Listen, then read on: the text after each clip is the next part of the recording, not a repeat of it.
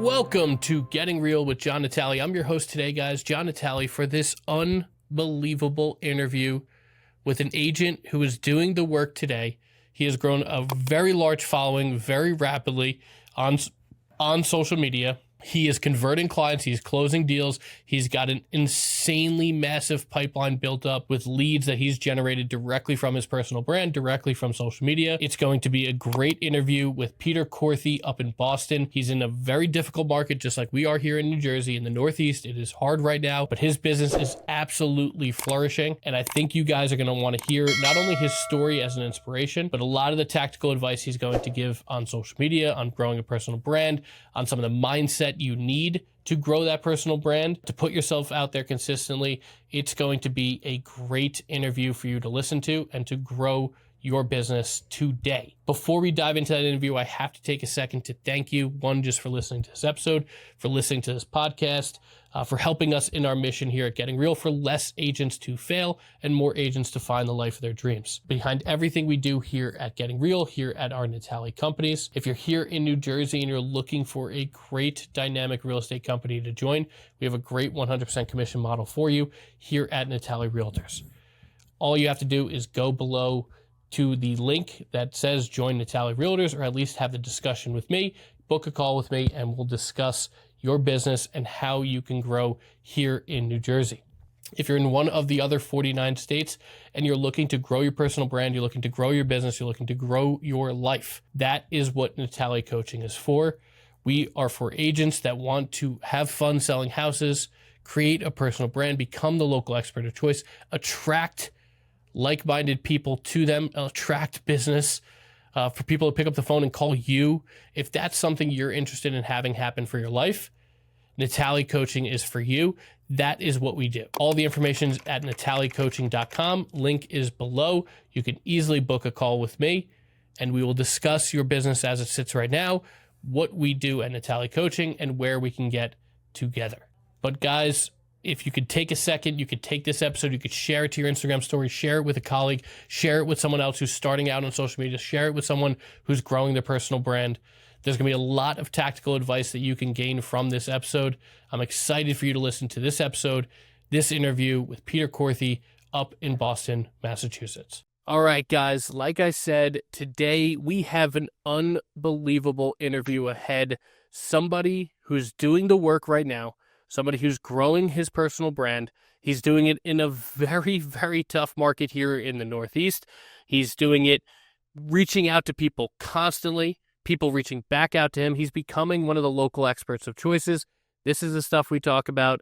We're excited to have him on the podcast because he's doing such an awesome job with this stuff right now in our market. Didn't do it 10 years ago, 15, 20 years ago. He's doing it right now. Peter Korthy up in Boston, Massachusetts. Welcome to Getting Real. Hey, John, appreciate it. Thanks for having me. I am absolutely. We're excited to have this conversation today, and we're going to dive into a lot of what you do so well, how you've captured that audience there in Boston, how you are converting them into clients, how you are closing deals, literally almost as we speak, right? And we are going to get there. But I want to start this story of your story right now. First question for you. How long have you been in real estate? What kind of got us into the business? Yeah, so I've been in real estate a little over 6 years, and I sort of stumbled my way into it. So I had been working at a kind of a consulting company that did cost of living research for about 7 years after college. First job I had, I liked it. It was fine, but it kind of got to the point where I needed a change. And maybe I'm a bad interviewer, I don't know, but I had been applying to other places, interviewing, and nothing worked out. And during that time, I'd been studying to get my real estate license. And the initial plan was to kind of do it on the side as I was working and kind of, dabble in it just because I've been interested in real estate for a while. And it got to the point where I call it a quarter life crisis. Basically, I ended up quitting my 9-to-5 full-time job and dove into real estate full time. So I figured I was around 30 at the time. I figured if I was going to do it, I might as well try it, see what happens. And worst case scenario, I do it for 6 months, make no money, and I'll just be back where I started. So thankfully, it's been longer than 6 months and I'm still here and it's working out well. That's awesome. What were the first, let's talk about those first 3 to 6 months. So you had this plan, if I don't make any money, then I'll just go back to doing what I was doing. What did those first 6 months look like for you? Oh man, it was, there's definitely some days where I woke up and said, wait, I quit a W-2 job that liked me, paid me well, I had great benefits to do something 100% commission that I didn't really know what I was doing. There's definitely a few days like that, especially like, I'd quit. I think I started in November, so it was like the winter and not a great time to start real estate. But fortunately in Boston, one of the ways that a lot of newer agents to start making money is through apartment rentals. Boston has kind of I don't want to call it a messed up system, but it's messed up basically in the eyes of everyone besides landlords and real estate agents. You get broker fees for placing people in apartments, and that's something that a lot of agents do. There's a really big market for that, so it's an easy way to kind of get in and start making money without having to figure out how to do a sale yet. So when I first started, I worked for kind of a boutique smaller firm in Boston that really focused on rentals. And so I dove into that and started doing, 5-8 rentals a month just to get the money going in and get an understanding of how things work. And there was definitely a grind. Rentals are tough because nobody likes rental agents. They're a flake. But basically after 6 months, I decided okay, I don't want to do rentals forever. What do I need to do to get into sales? And the firm that I worked for didn't have a lot of infrastructure to be a successful sales agent. So that's why I ended up looking at other companies and ended up going to Keller Williams, just because they're much more well-known brand focused on training and driving people into being successful sales agents. So you made the switch to Keller Williams. You're now going from a rental agent to now more focusing on sales. Did you keep rentals as a part of your business and then just envelope in sales, or did you cut them off cold turkey? No, I definitely do. Even to this day, I do both. I'm more so focused on sales, but I still do rentals. I work with landlords. I work with some folks trying to get them or getting them apartments. And initially, when those first couple of years, I did probably 50-50. And because it's a good way to, one, meet people. A lot of folks, Boston's so expensive that it's not uncommon for people to be spending, living in apartments that are $3,000-$4,000 a month. And it's not a huge stretch for those young professionals to kind of get into a condo next. And so if you build a good relationship with those folks, it's a good way to kind of build your pipeline. You can provide a high level of service, follow up and keep in contact. It's kind of lead generation while getting paid for it. So that's why I'll never not, get 100% out of rentals, but I definitely prefer sales. So I focus on that a little bit more while still trying to do some rentals and make connections with landlords and different setups like that. So the whole rental part is definitely pretty unique to Boston. I think New York does it too, but not many other places do. So I try to keep up with that as a way to meet people, generate income, but also build the pipeline. So in Boston and New York, obviously and you may not know this, but New York just changed the law that the landlord has to pay the commission. So in Boston, is it still the tenant pays the broker commission? Right now it is, but there has been talks about kind of doing the same thing to New York, where whoever is getting the service has to pay the fee. And so I think that will be coming down the pike soon, which will probably change some things. There's a lot of agents, myself included, when I was doing rentals, who represent tenants, and there's another agent that represents a landlord. Then you end up splitting the fee. I think that's probably going to change where, you're not going to have as many agents represent tenants, and it's more so going to be the income's going to be working with landlords and representing them, it's good for, I can see it being good for tenants not to have to pay that. Obviously, nobody wants to pay that. But I think losing some potential representation for them would have some negative outcomes. But, people could still hire their own agents while they're renting. It's just, will they want to pay that or not? Yeah, and that's because obviously New York was about, I want to say it went into effect 30 days ago. And they said literally overnight rents have gone up 10% in New York. And that makes sense, right? Like if the tenant is no longer paying the fee and the landlord's paying, because down in our area, we're about an hour south in New Jersey, hour south of the city. And in our area, it's always been the landlord pays the commission, but has the landlord factor it in? He says, okay, I got to give up a month's commission. I'm going to factor that into my rent over a 12-month period, right? So now rents are going up in New York. So we'll see what happens in Boston, but that's an interesting dynamic. It's a little bit of a tangent for us to take right now, but there's some money there, and there was money there. There still kind of is. Where did your first few sale clients, like, so you transitioned to Keller Williams, you're now focusing on sales. Where did those first few clients come from? So I did a few sales at the first brokerage I worked at, and those I think exclusively came from Zillow leads, kind of doing the whole pay by zip code, get phone calls. And my previous job, I was a customer success agent. So I was working with customers all the time, clients, things like that. So I was pretty good at, talking on the phone and sending emails and communicating with people. And so that translated pretty well to getting these Zillow calls come in, and it was pretty easy to kind of build that conversation and rapport. And so that's how I got our first couple of deals through Zillow. But that was a crap ton of money, paying $500 a month to get 4 calls a month or something like that, just because in Boston, it's crazy expensive. So that's where the first few came from. And then kind of once I started at Keller Williams and really focused on sales, I think I was in more of a kind of a sweet spot for my age, because like I said, I was around 30 at the time. A lot of my friends were at that point where they were buying houses. And so I'd been in the business for a year. I kind of sort of knew what I was doing. My friends knew, and trusted me. So it's kind of a natural progression to help them get into the process, buy a place. I think that year, those first couple of years, I helped, 4 or 5 pretty immediate friends buy places. And so that's, kind of immediate sphere is one of those first jumping points to help get into that sales part. Oh, that's awesome. So, and that's, a common story, but also shows your effectiveness to be able to transition from, okay, I'm paying a lot of money for leads, closing them, but paying a lot of money for leads, to now having a more cost-effective business that's run on Sphere, word of mouth, and those types of things. So let's go over those, that first 12 months, whether it's as rental, going into sales with KW. What was one of your biggest mistakes you made early on? Biggest mistake I made was probably thinking that I knew what I was doing, especially in terms of the process of a sale, right? And so, like I said, that first brokerage I worked for, we weren't totally set up infrastructure-wise and training-wise to know, to get into the sales track. And so while I knew what I was doing, there's definitely some intricacies of it that I wish I did better. And, being knowing how to prep clients for we have an accepted offer now, this and this is going to happen, right? Right now, if I have somebody working with somebody and we get an accepted offer, I have automated emails or basically a template being okay, this is week 1, we're doing this next week we're doing this. I didn't have that infrastructure set up. And so it's not a specific mistake, I would say, but just not having that, or not even knowing that I didn't have that experience set up to give them a solid experience. And that's something I wish I focused a little more on at the beginning, instead of just being shoot, I need to get a deal and start making mine. It's all right, well, let's do that, but also make sure it's a top level experience. And, that comes with time.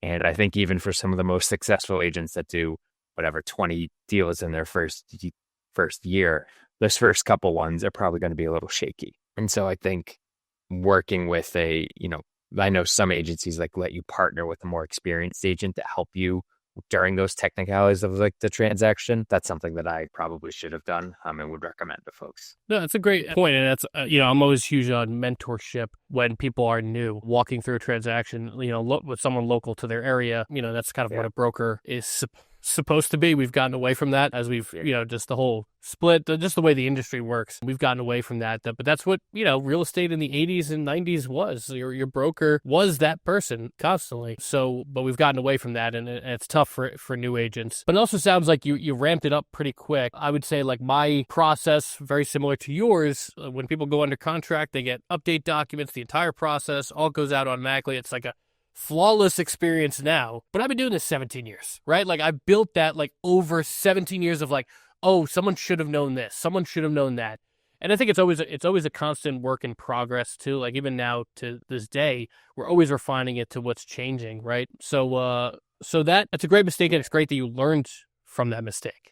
Yeah, in one of the KW trainings I was at, I forget the name of the agent, but she was a very top level buyer's agent. And one of the courses we were going over is basically laying out the transaction. And her whole goal was to basically make sure that when you're working with somebody that's buying a place, basically answer their questions before they have them. You don't want them texting you asking what the next step is. They should already know. And that really hit home to me. It's that's not hard to do, because once you get an accepted offer, everything is pretty much the same, give or take, at least the different steps. So it's not hard to get that set up and prep people so that they know what's happening next. Because yeah, obviously we know, but these folks are probably buying a house for the first time and scared, that's for lack of a better term. And so certainly the more you can communicate and let them know that you're on top of it and what to expect, it just makes such a big difference. And that's something that as a newer agent, you're not going to know that. And it certainly comes with time, but that's something I pride in as well, is really just communication, making it easy and less anxiety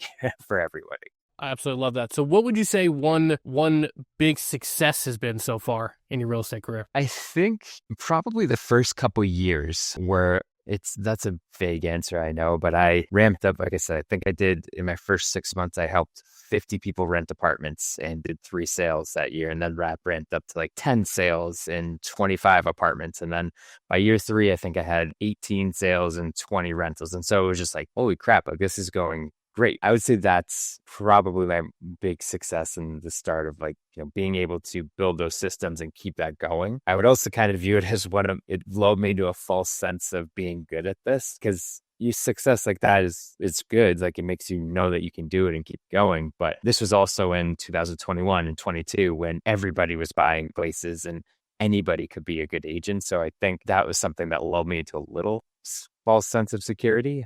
But in terms of, connecting with, getting people to know, like, and trust me, that was a pretty quick win for me to be able to do that and show okay, this business is hard, but it shouldn't be difficult.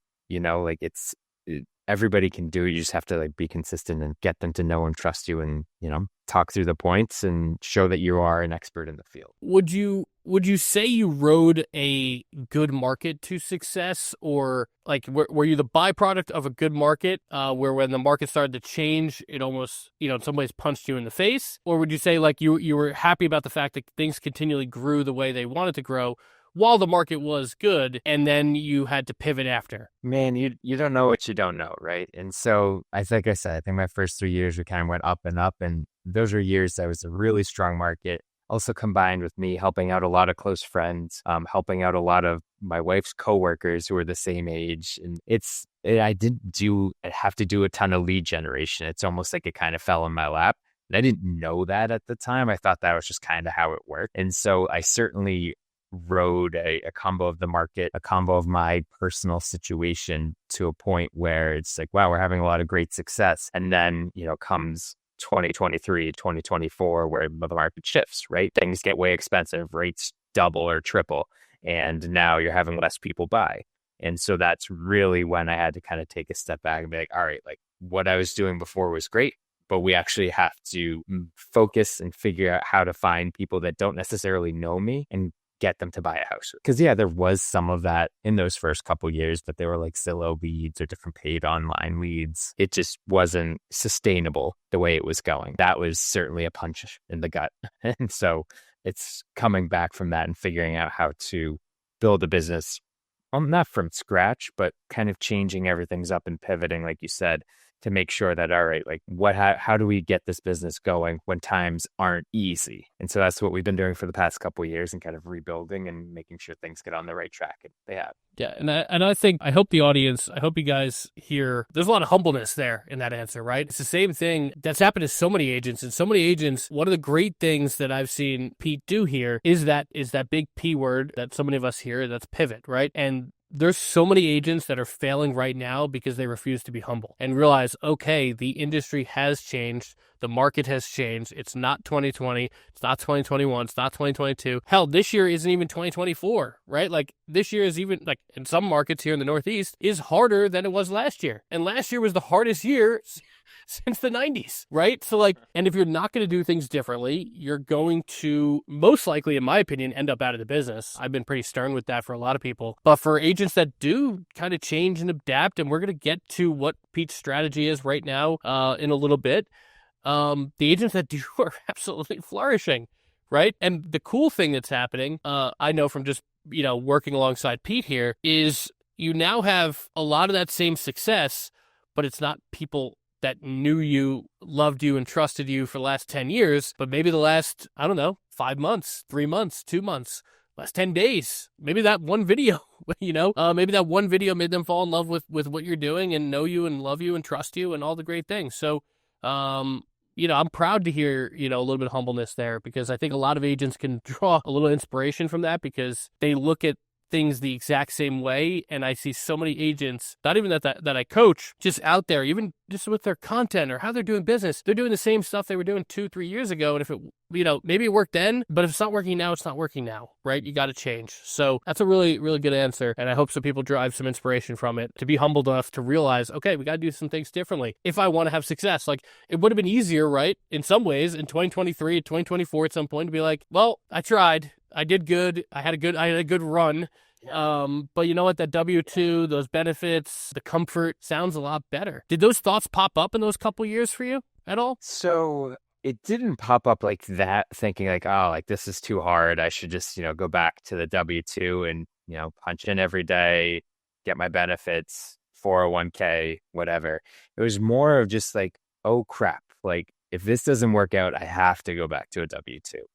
And that's part of what drove me, because after doing this, like, I don't ever want to go back to a W-2. I like having the flexibility, being my own boss, like taking a morning off to hang out with my kid, like stuff like that. Like, I don't want to worry about a W-2. Like, yeah, it has its perks. Like, you get the paycheck no matter how good you are, what you do, like, that's fine. But there's definitely, as things started shifted, I think the mentality for me was like, oh crap, like I need to figure out something, or else, like, yeah, this was a good run in real estate, but in the end it didn't work out. And like, if that happened, like, fine, but it would not have been something like, I'll just go back to a W-2. But I'm like, oh man, I have to go back to a W-2. And that's why I try to figure out other ways to generate business, change my mindset on stuff, like get things moving, so that we could consistently have those leads and deals and money coming in, to keep the life that I have and want. And what do you think drives you to succeed like that? So I think it's a combo of things. Like, I don't want to work at a W-2 again, in the sense that after doing that, and for the first 7 or 8 years after college, like, it was great. Like, I had some good experiences, but by the end, it just felt like it was just mind numbing. I would just wake up and go and like, this is the same thing, and do it all over again. I don't want to have to do that again. I like the freedom and, being my own boss, like all of that. And I think that's something that certainly drives me to make sure I succeed at this and maintain that. As I've gotten older, like I said, I had like a quarter-life crisis when I got into this. My priorities have shifted a little bit. Like, I'm married, I have a kid. The ability to have this flexible life that I have, and kind of, as they say in real estate, like unlimited potential to make a certain amount of money. That's what I like. I mean, the money is obviously, that's not necessarily the driving force. It's not like I want to, I got to make all of this money. It's more of like, I want to be able to make enough money where I can have a life with my family, where I'm not stressed every day about getting up and going to work, and, we're able to be flexible and do what we want to do. And being a successful real estate agent is a tried and true way to do that. And so that's part of what drives me. And also, I'm competitive. And so I think less so competitive with other agents. Like, I don't really love that kind of setup, but more so competitive with myself, and being like, okay, like, these are the numbers last year. Like, let's beat them. Let's, show that you can do this. That's something that certainly drives me. I'm not like, I like to see like KW like releases, production totals each month of like how you've done and stacks up for the years. Like, yeah, I like to see my name higher up on that list as we go on, but it's not necessarily like I'm calling out other agents. Like, I don't care about the competitive stuff, and KW isn't really like that. It's pretty teamwork oriented when it wants to be. But competitive myself and numbers driven is part of it too. I love that. Do you think there's anything from your childhood or growing up that drives you? So I think 2 things. Like, I played a lot of sports as a kid. Like I said, competitive, sports related, like playing like Monopoly with our family. My mom loves to tell the story of how we had to start setting like timers. Like, we'd only play Monopoly for like 2 hours, because that's probably the limit before all of us would get mad and, somebody would be a little too competitive about stuff. But yeah, I like played football, ran track in high school. Like, that kind of stuff is kind of that athlete mindset of putting in the work and getting the results. I think trying to maintain that as an adult is hard, but having the core there is important. And also, not necessarily drives me, but I was introduced into real estate kind of at a younger age, in the sense that my parents owned multifamily properties. And so getting a little bit exposed to how that works and also the potential of like you can own this building and people will pay you to live there and then you can, make money and buy another building. And that whole leveraging concept really hit with me. And, that doesn't necessarily translate into being a real estate agent, but they're connected. And so I think that's something that got me more into the door and driving like, okay, like this is a way to set yourself up for a different kind of life where you own this asset, you do these things and you don't necessarily have to rely on somebody else's to pay you. And kind of that whole financial independence thing, again, a little different than being a real estate agent, but they're connected. Absolutely. And now, did that help you or did that drive you to get investments of your own? Like, where do you sit in your portfolio as of right now? It did, yeah. So even before I was a real estate agent, my brother and I partnered and purchased some multifamily properties in Maine. So I'm from Maine originally, and so that was kind of an easy step in doing that. And also, it was a lot cheaper barrier of entry. Buying stuff around Boston when you're like 26 is not easy. So prices were cheaper in Maine. So we did that. We owned at our highest point, I think about 18 units. And then just the other year transitioned out of those and purchased a larger short-term rental that we rent out as an Airbnb, kind of a luxury type of property. And so that's kind of the model right now. It's just one property right now, but ideally get a couple more of those and build up a little bit of a short-term rental business. That's where we are right now. Oh, that's really cool. And that's great that you got that more like from your parents and just the way you grew up and whatnot.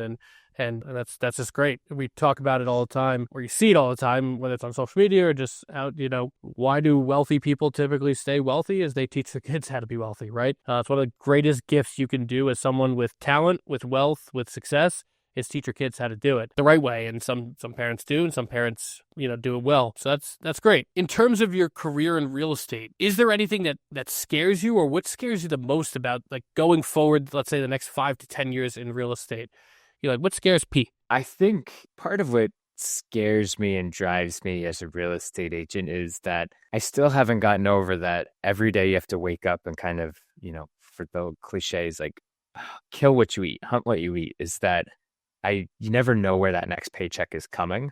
And I think you have to be in this business for a long time or be like quite successful to, potentially lose that mindset.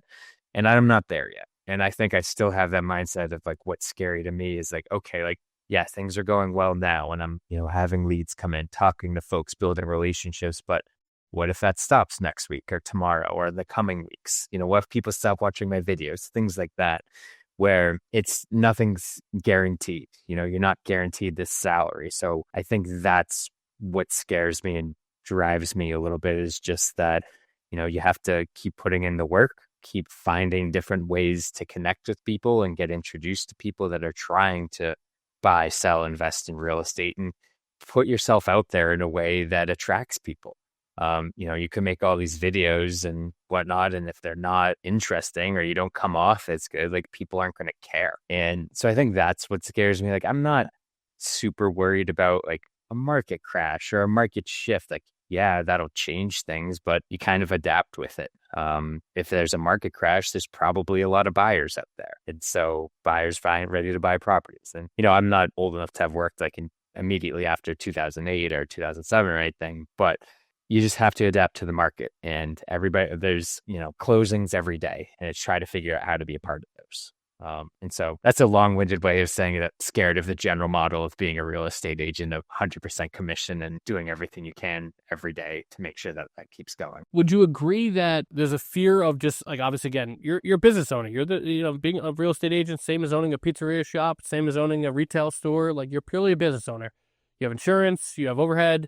Maybe it's not a huge barrier of entry, but neither is opening up a pizzeria when you really think about it. You need a pizza oven, right? And you need a lease space, and you need to go on YouTube and figure out how to make a pizza, right? Like, what I mean by that, it's not that they're not successful. It's just it's the same damn thing. You're a business owner, and being a business owner, being an entrepreneur is really, really scary. But would you agree that no matter what happens, that Pete would figure it out? I think so.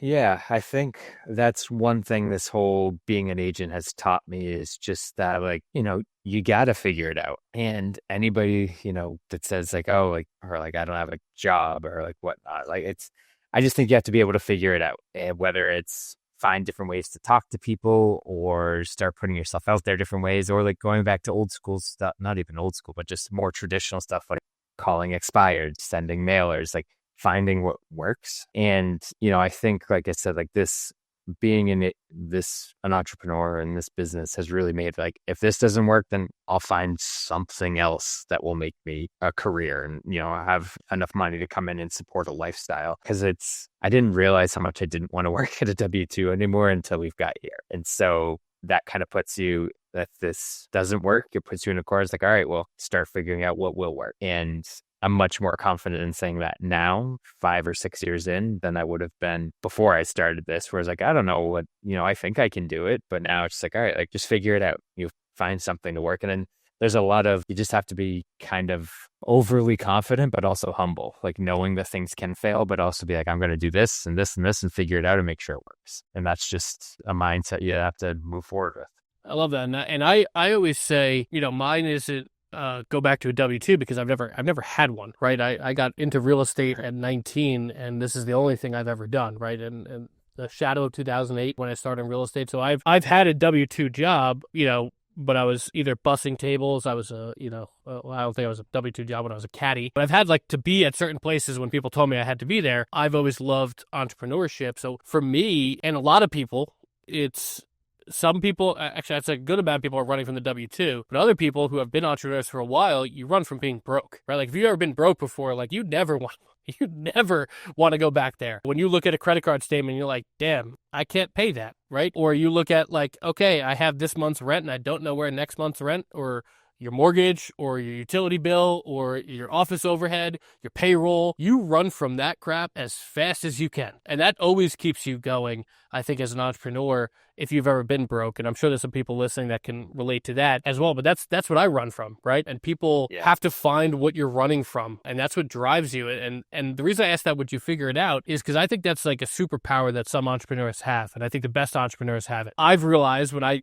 am reflective over 17 years of doing this at 100% commission, being able to provide, buy a house, have a crap ton of equity, become a millionaire, all these great things that I've been able to do, I look back and I say, there were so many times where it would have been easier just to say, F this, let me go get a job and let me move on. Like this is a good run, good 7-year run, good 10-year. But I always just said to myself, I could figure this out. And that's what we've done over the last, 2 to 3 years, especially, right? As I've got into content creation, personal brand, all these different things, is you kind of have to figure it out. But I've realized now, almost 2 decades in, the amount of agents and entrepreneurs that I know that have that ability is very few and far between.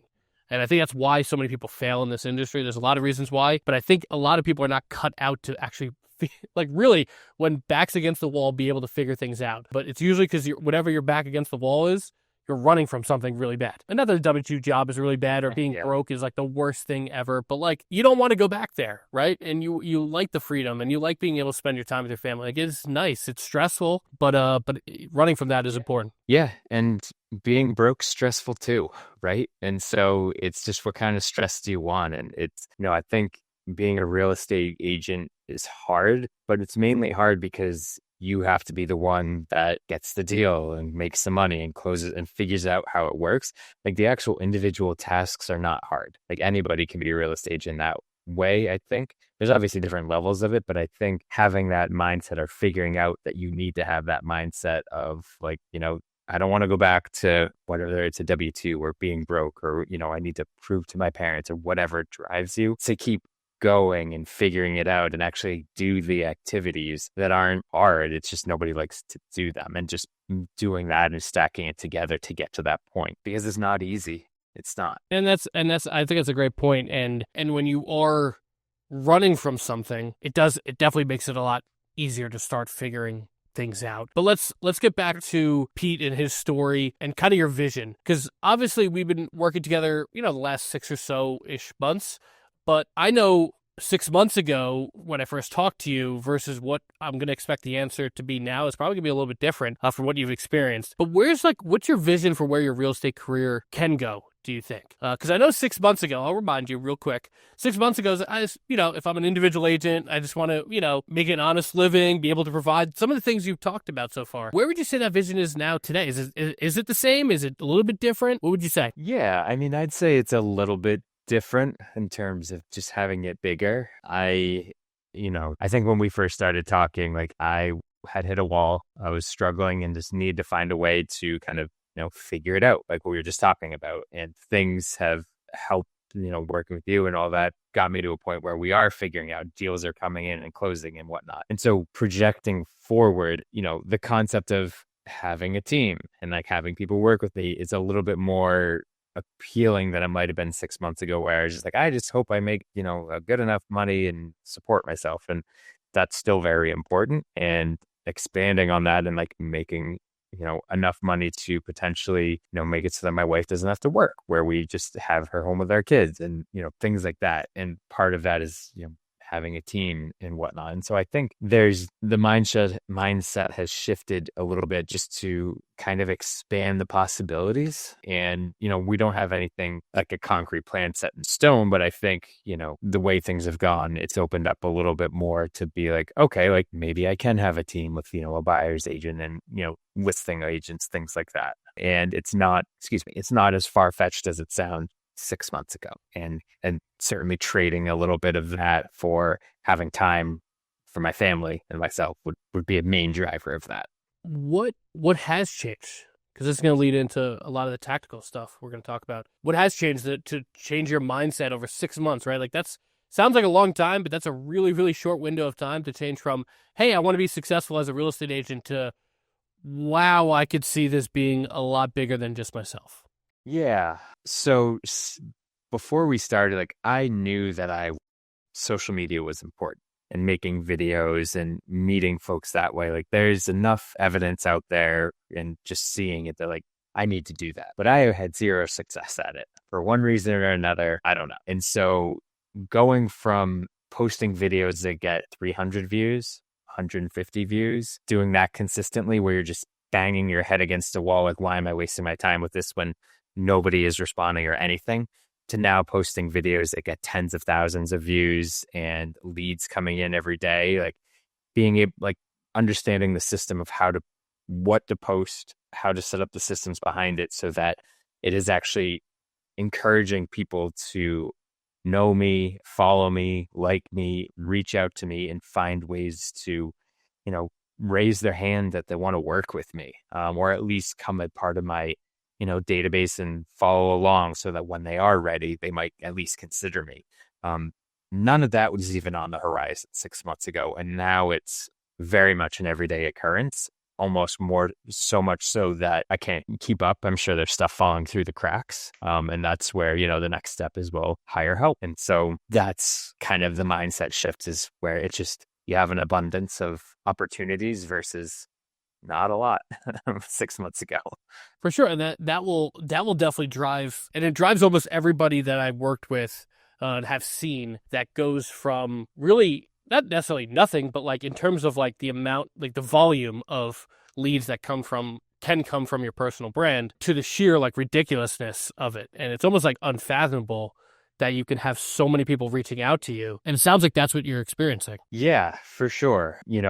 I've had a pretty big focus on home tours that we've, kind of to get that set up over the past 6 months. And, when we initially talked about like how I would get my leads, like when I first started, like Zillow leads where you pay whatever, $500 and get like 4 conversations with people. I get that within like an hour of posting a video where people reach out, and then, you're in a conversation about why they're reaching out, like what are they looking for? And that, having that set up and knowing what we're attracting based off the video, like how we're, filming it, what's in captions, different things like that, just ends up bringing more folks in, and it expands the account and followers. And just, is everybody going to want to work with me and buy? Like, no, of course not. That's not how leads work. But it at least gives me the opportunity to connect with these folks and continue to put out content where if they follow me and they start seeing me, like social media is a weird thing. Like you follow somebody and you watch enough of their videos, you already feel like you know and like them. It happens to all of us, whether it's real estate agents or like following athletes or other like influencers. And so being able to kind of work from that perspective is something that's really exciting. It seems to be pulling a lot of people reaching out to me in that sense. And that's just been unbelievable, a game changer for sure. So you said something there. In the first hour after you put up a video, you could have 4 conversations with people where you could have been paying Zillow. And I would actually argue $500 might have been what you were paying in 2019 or 2020. But for those five conversations, you're looking at 500 to 7, at least in our market, 500 to 750 per conversation right now. So it's probably closer to $2,000 or $3,000. How much are you spending on to have those conversations with people over social media? Not a thing, essentially. So I have some like software in the background to like automate a few things like at the beginning, like the initial conversation that ends up running like $25-$50 a month for that. But besides that, like I don't have a fancy camera. I don't even have an iPhone. I have a Pixel. So make fun of me all you want for that. But I have a Google phone. I use that to film everything. I have these headphones, like I record the video. So it's a very low cost of, dollar per lead, and you can't beat it. And so these conversations, let's break this down because you already said home tours is where you get quite a bit of leads. Actually, before we go to the next step, what other types of videos are you doing that does, kind of help or, maybe give some people a different side of you? Like what else are you doing other than home tours that you think works? Yeah. So like home tours are far and away the videos I post the most. Those bring in the most traffic. But besides that, I try to do like local videos, not like, walking around saying like, this is why you should move to this town. And though I do think those would be good, I just don't do them. But like if I go to a restaurant or a donut shop, like I try to film like a quick 20-second, 30-second video of just showing local because people like to see stuff like that and also where they've been and know like, oh, he is local. So those usually bring pretty good traction. Doing like kind of like green screen videos of like recent real estate articles for like around Boston, or one I did recently just kind of debunked where they're showing like it's a seller's market or it's a buyer's market like in America now. It's like, well, that's not true in Boston and here's why. And so those don't drive a ton of people to my accounts, but it's more of a way to like, once you're already brought in by the home tours, this is ways to see like me keep hitting you, like to show that I'm knowledgeable and like know what I'm talking about, and also put my face in front of them. And also kind of making lists of like top 5 places to eat around Boston, or the top 5 condos I would buy in Boston right now for under 500. Different things like that seem to get a decent amount of traction. I love that. So let's go to the home tours because you said that's the biggest driver of leads. Do you film them with? Are you in the video? Do you just do a voiceover? Do you speed them up? Break down your filming process for walkthroughs. Yeah, so I am not in the videos. It's simply me. Basically, I go to properties that are on the market, usually that have been on the market for a little while, often that are vacant, because it's easier to like, I don't really want to make sellers leave when I do that. I don't want to inconvenience anybody. So I stuff that's on lockbox, vacant, and I just turn all the lights on and really flip my phone and start filming. Walk through the door, walk through the whole property, film everything, and then I go home and edit it, and I put it at like 2x speed and do a voiceover, just kind of talking somewhat quickly about different features of the property. Try to make it a little funny. I'm not super funny and not over the top. It's not like I'm yelling and like making jokes into it. But yeah, and that's pretty much it. It's not like when I started doing it, I didn't have myself in the video kind of out of necessity because I didn't have anybody there to film me. And so I'm not going to like take a selfie, like walking through it. So I just found that like, walking through and post it that way. And it's been fine. Part of me would like to be in some of them just so people can still see me. But yeah. And I think, I think what's happening right now is, and you said that you speed it up to 2x speed. is people have a short attention span. So I do think what we're seeing, and I know it's working for me directly, is there's some, like especially our listings, I'll film both, film myself in it, and then I'll film myself not in it. But we're seeing, like, because people have such a short attention span, the fact that you could, because if you're in it, right, you're talking, you can't speed it up to 2x. And if you show a house, it's going to be a 6, 7, 8, 10-minute video. And that's great. And it does really well, I think really, really well, especially now on TikTok. But the way Instagram has gone, your reel gets, again, reels can only be, on my account, for some reason, it's only 90 seconds, but most people it's 3 minutes. So you're kind of limited on time if you're going to actually show a property. So that's why I think the voiceover right now, especially for Instagram, if we're talking specifically about them, works, Instagram and Facebook.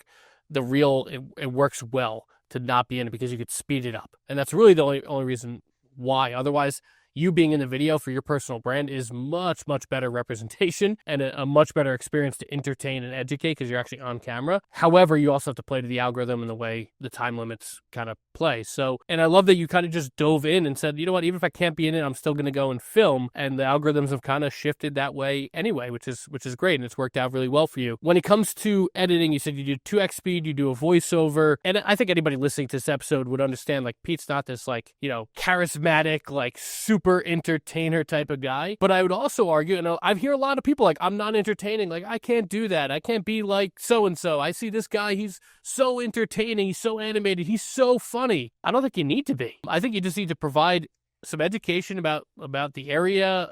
I know now, if you were, to be honest too, like watch some of your home tours now versus the first few that you put up, you are 10 times more entertaining, 10 times funnier. You're pushing the edge with some of your jokes that you probably weren't doing beforehand. Yeah. But it's still a very even-keeled experience because that's who you are. It's authentic to you. Do you think someone needs to be charismatic in order to have success with it? I don't think so. I mean, like I said, like, you don't even see me. It's not like I'm just like standing in front of the house. Like, you got to come see this house. It's the best on the market. Like, I think you need to make sure you're not monotone, or if you are monotone, you really lean into it so that, like, I think there's that girl going viral now that just talks like deadpan and like makes crazy comments about it. But you can just be normal. And like, I'm, like you said, like, nobody's ever confused me as somebody that goes in and just like takes over a room by how like loud and charismatic I am. That's just not who I am. But being able to kind of like increase my voice a little bit, be a little bit more charismatic than I normally am, I guess, and make a little couple one-liners that are funny. Like, one of the ones I use, like, anytime a house has a deck, I show a video of the deck and say, yeah, we got big deck energy back here. Like, is that stupid? Of course it is. Is it funny? I don't know, maybe. Or like, if it's a big house where there's that front room, like a parlor, I'm like, this is a parlor that you're never going to sit in. It's like stuff like that is kind of funny. Is it working? I don't know. But, you don't have to be over the top. You just have to do it consistently, not be boring, and just show that you kind of keep it up a little bit. I love the big deck energy, and I could see by 2026 that being on a t-shirt that you're selling, this house has big deck energy. Yeah. Because I think that's fantastic. And it's small things like that. Like, it doesn't need to be like, some people really, and again, there is that girl that is going viral right now. She's doing a fantastic job. Yeah, she's so funny. The issue sometimes comes with like being that over the top is you get stuck in that. You have to be that person in every video versus like actually just educating, entertaining. And then what we want this for is not the followers. Now, Pete's, again, over 6,000 on Instagram, over 3,000 on TikTok, all very, very rapidly. And what we want, though, is the clients. So now you're a pretty even-keeled person. And I'm just truly wondering this because I know you're working with, you have a bunch of deals under contract. We've closed a few in the last few weeks. We're doing an awesome job. We're picking up clients left and right. Who typically comes back to you? Like, what have your clients typically looked like or been like in terms of your attraction? Yeah, it's almost not exclusive. I would say the majority have been first-time buyers, like coming through on social media. Basically, people that are like, hey, we're around Boston. We've been following you. We love your tours, love what you're doing. Like, we're just starting the process. Like, can we talk with you to figure out what's going on? I've talked with a lot of folks like that. That's a lot of what I'm attracting. Like, not exclusively, like I've, talked with some people that we've had to help sell and then buy, but I would say the majority are those late 20s, early 30s, young professional people that are, trying to get a grasp on like, I don't want to rent anymore. Rent in Boston's crazy. Like, how do we buy that next place? And it's like, oh, it's talk to Pete. He seems to know what he's doing. And like that last part, like, let's talk to Pete. He seems to know what he's doing. Like, that's why I make videos. That's what I want. And, I'm not going to come off as like a guy in a suit that drives a Lexus that's going to drive you to all the showings and like stuff like that. That's just not who I am. I think kind of even keelness that I present, not over a topness, will attract a lot of people. And typically the people that I want to work with, like that's this energy that I get off in most of my videos is genuinely who I am. And so usually people that like that stuff are good people to work with, and at least good for me, good who I'll mesh well with. And so far that's been the case. So would you say a lot of people that come back to you are, and it's not about being like a replica of you or a clone of you, but would you say they're more similar to you, your style, your interests? Like obviously it could be varying factors there, or are they completely unlike you? I'm going to cheat and say somewhere in the middle. Like some folks are, like I've worked with a couple that are like a couple different like young couples that are recently engaged, recently married, and like that's fairly close to where I am in life. And like that mirrors pretty well. They have the same understandings, like been in Boston a certain amount of time. Others, like I've met other folks that just aren't like me necessarily, a little bit more, I don't know, high strung or whatnot, which, I think sometimes that'll work well because I can help balance that out, because buying a house is stressful and you don't want an agent that's like this and roller coaster and gets pissed off when like another agent slights them or the seller does something silly. It's more like, okay, next, like it's fine. Just keep your eye on the prize. And some high energy folks need that. And so I think my persona or energy, I guess, is kind of attracts some of that too, because no one would ever call me like high energy or anxious. That's not me usually. So sometimes that's a good balance too. I think that's spot on, and it makes a lot of sense, right? The people who, and I've seen that over my career because we're pretty similar in that way. Like there's not much that knocks me off my kilter. Good, bad, great. I think I talked to you when we first met, and I said you remind me, and I know it's going to make you nails on chalkboard, but you remind me of Eli Manning, where if you threw an interception or a touchdown pass, doesn't matter, right? You're not Tom Brady, right? Tom Brady gets fired up. We may love him for where you are, but you remind me of Eli Manning. And that's what I've always said, for people in a transaction, having a real estate agent that's like that is really, really actually important. It's not sexy. It's a lot sexier to be the guy on social media that's like, recording their phone calls, cursing off people and being like, no, you fucking idiot. Like you didn't do that right. Like it's actually not the best. Maybe that plays well for social media, but it doesn't necessarily play well for real life in terms of creating relationships that people want to close deals with you. Or when you start growing a team and a company like I am, agents that work with you, you have such a great reputation that they get the benefit of the doubt because they're with you, right? So I think staying even keeled is so damn important.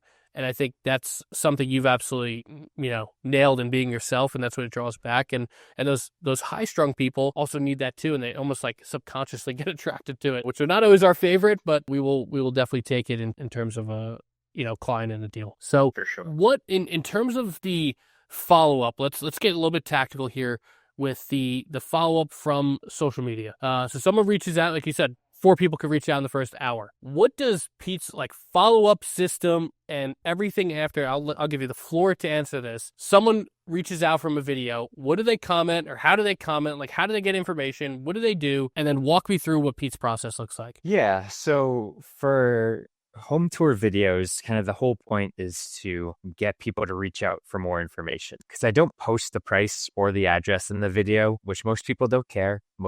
Some people get really mad about it, and good for them. But what I do is say, like, basically, like, I give a little description in the comments and say comment info and I'll send you the MLS listing. And so when they comment info, it triggers some software in the background that automatically says, okay, they commented info. We're going to send them this as a DM.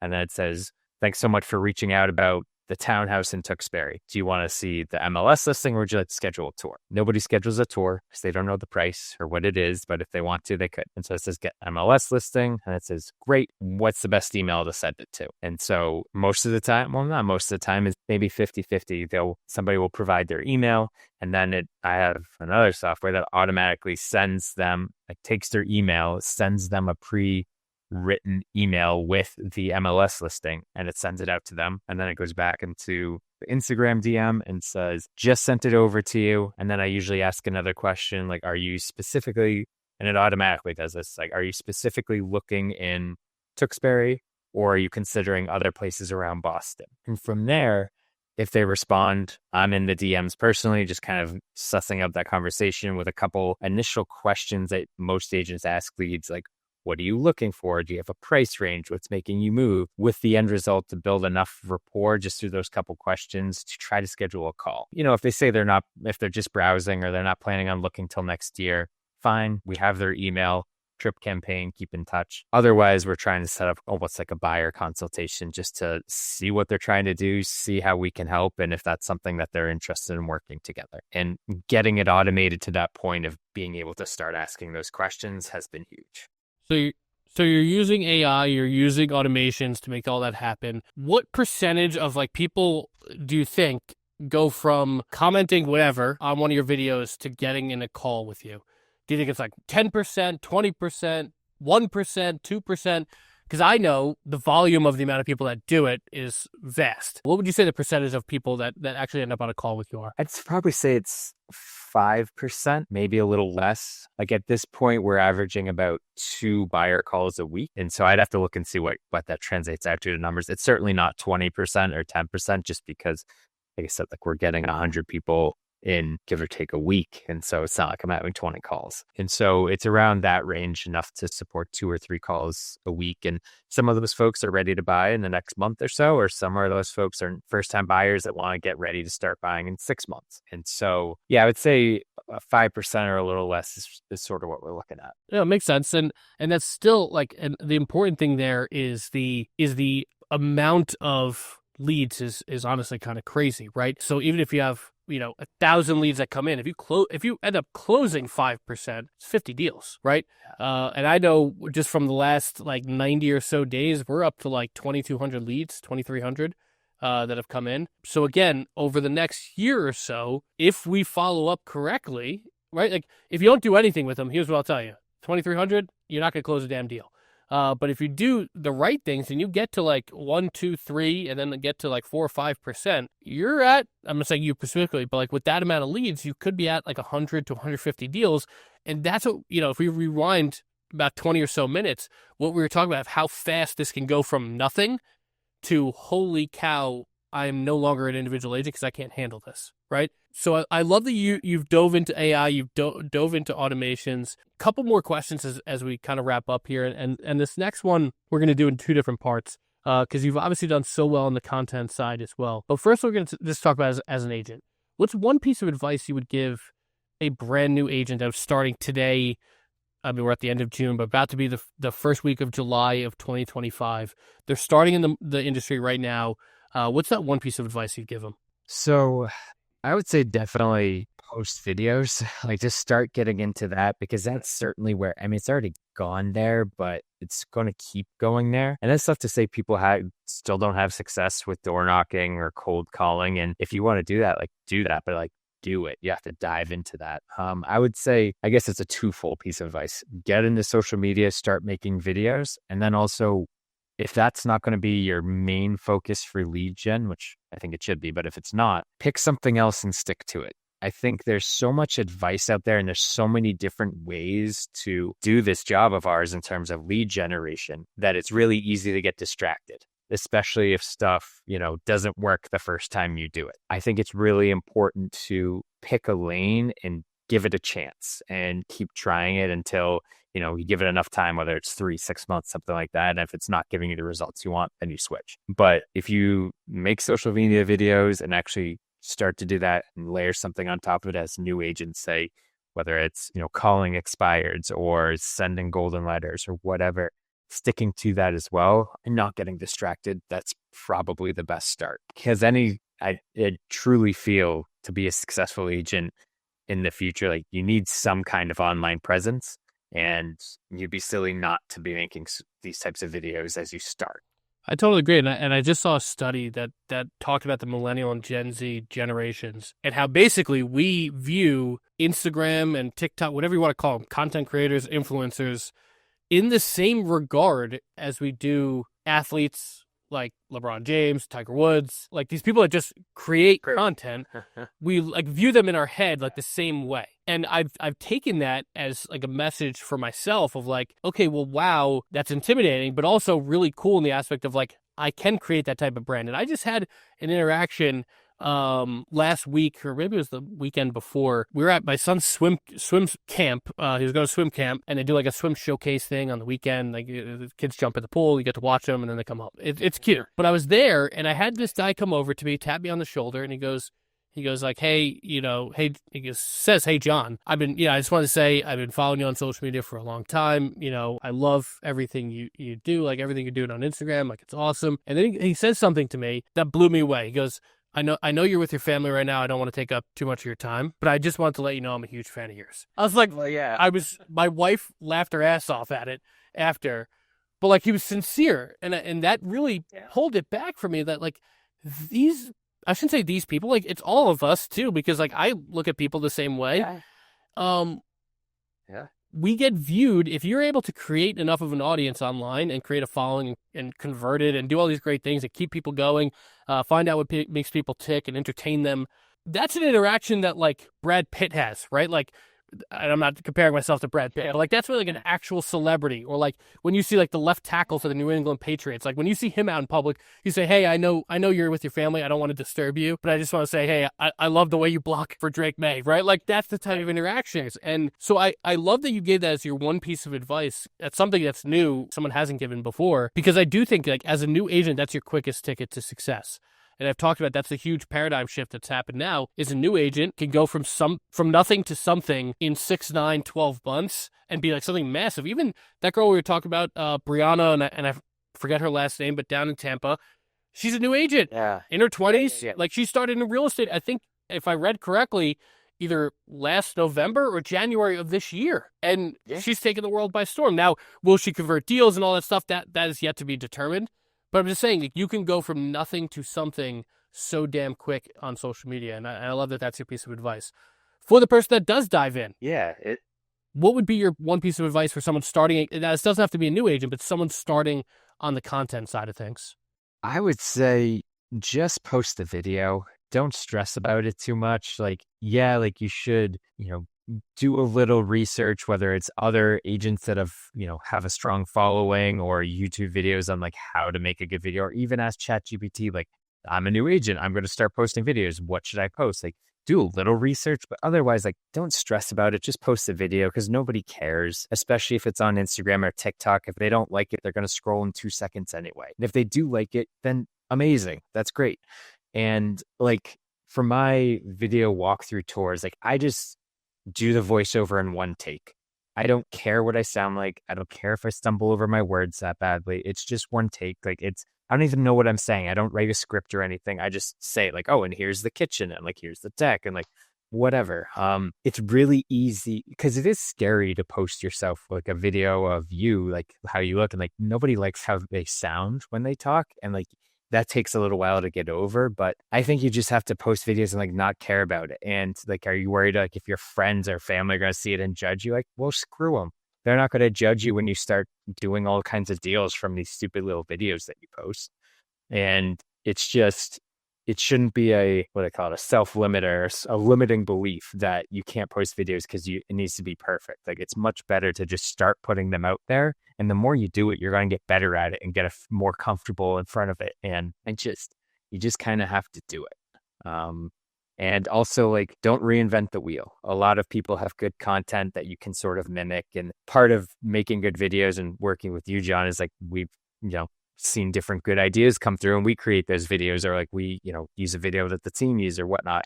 And then you see random other people using the videos. Like I've seen like that Mr. Beast running video. Like I've seen with, the bags and whatnot. Like yesterday, I just saw somebody in a different state post that video using the same whatnot. And they literally had my caption word for word. And so like, I'm not recommending people do that per se, but like you can kind of borrow ideas and do it with your own spin on it. And yeah, that's a long way of saying like, don't feel like you don't deserve to be somebody making videos. Just get out and do it, and you'll get better at it as you do it. I absolutely love that. And I couldn't agree more. I think perfection holds people, that obsession of perfection, because we look at the camera and we envision all of our friends, our family, our high school sweethearts, our or whatever, looking at our videos, and it holds us back so damn much. Where when you just get over that, just put out and create what makes you interested is what makes people feel interested in you. But you have to get that consistency, and that perfection holds the consistency back. So I absolutely love that piece of advice. Now, last question. This has been an unbelievable interview. I appreciate you so much for offering the tactical advice, your story. It's an inspiration. It's an inspiration that you don't have to be this huge charismatic presence in real estate to have success. And I think that's hopefully what a lot of people draw. But I have one more question for you, Pete. You get to meet your 10-year-old self. So little 10-year-old Pete, you go out to a playground, you get to sit on the swings next to him. What's the one, try to keep it at one, what's the one piece of advice you would give that little boy? Soak up Tom Brady. No, I think, 10-year-olds probably don't really have a gut yet, but take it steps toward in the future. Just kind of trust your gut. Like, there's definitely been some times, like looking back at it now, where I was like, okay, like this is something like I'm thinking about, or maybe I want to do. And like, I know like inside I should probably do that. And then I don't for whatever reason, whether it's, scared of what people think, outside factors, I'm nervous how it's going to affect my life. And like, in the end, like it would have been a better decision. And so you kind of have to trust your gut and take the chances. Because like if I, wasn't willing to trust my gut and take a chance, like I would still be sitting at the job I had been working at since college, and it would have been fine, but I would have been just bored as heck as a 36-year-old knowing this would be the rest of my life and wouldn't be in real estate at all. And so there's definitely other points in my life where I could have taken more of a chance. And like, you kind of know that looking back at it, that you thought you should have. Take the chance, take the risk, and you'll figure it out. That's my biggest advice to young Pete. And I would probably say most people. Love it. Absolutely love it. Now, if anyone has a referral for you, they want to connect with you on social media, what's the best way to find you? Yeah, so on all socials, I'm at Realtor Peter Korthy, and that's Korthy, because nobody knows my last name or how to spell my last name. And we'll have obviously that all linked below for you guys. But Pete, this has been a fantastic interview. Thank you for joining us here on Getting Real.